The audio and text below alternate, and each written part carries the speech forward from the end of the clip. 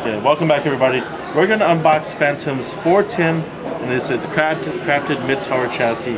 This is a black from NZXT, and because we're going to actually throw this together real quick for a customer, I'm just going to go around and take, it retails for about $100 or so it's a pretty good price for a nice looking case. A lot of good features too. Wow, apparently this is not the white one. This is the red one. My mistake. But here's the red one, so it'll match the video card that'll be going into it, that's for sure. And I'm going to pop it upside down. So, the box has a lot of stuff on there. That was my screwdriver.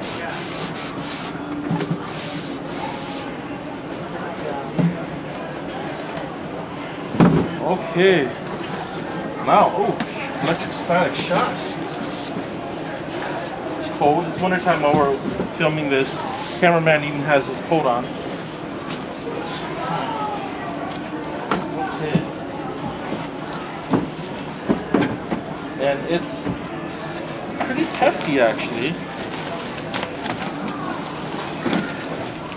Now, this does come in the full tower also. It's not a traditionally flat case at all. The paint job is pretty nice. Static electricity. I don't know if you can hear that, but apparently I'm going to discharge my body real quick. A static.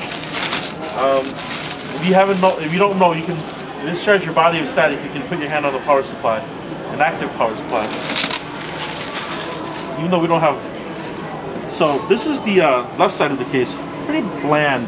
I mean, I don't know if you can see, but the paint job is matte. It's not glossy on the side. The top of the case is plastic, and you see the.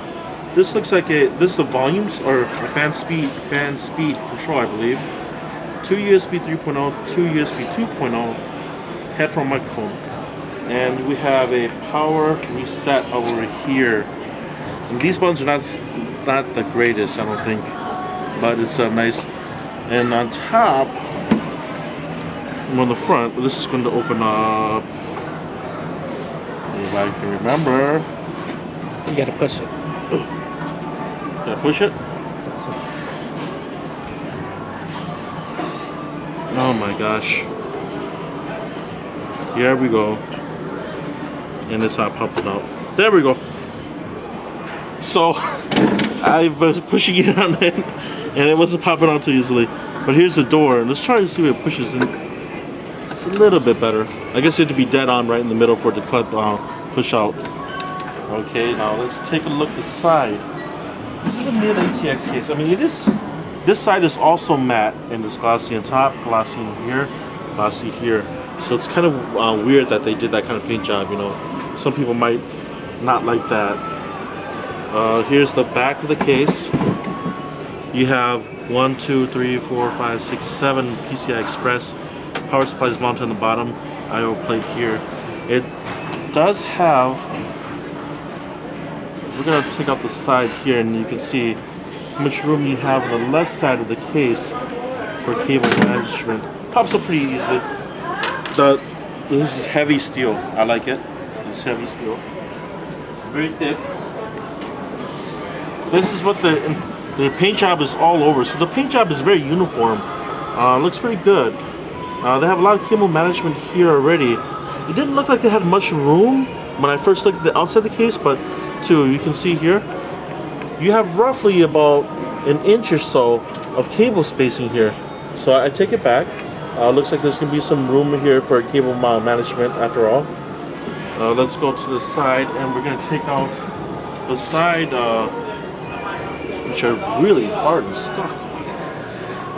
Oh wow. Yes, and we have an interesting song playing in the background. And it's really noisy here in the market today. So